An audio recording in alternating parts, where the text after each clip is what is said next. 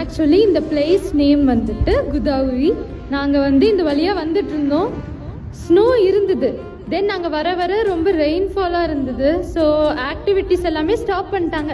என்னடா ஆக்டிவிட்டிஸ் எல்லாம் ஸ்டாப் பண்ணிட்டாங்களே அப்படின்னு சொல்லி நாங்கள் அப்படியே சோகமாக வந்துட்டு இருக்கும் போது தான் எங்களுக்கு கிஃப்டாக ஸ்னோஃபால் கிடைச்சது.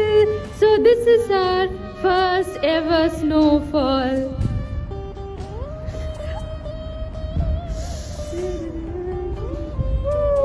ஸோ நீங்கள் வந்து பார்த்தீங்கன்னா இங்கே வந்து வே ஃபுல்லாக பிளாக்காக இருக்கிறது தெரியும்.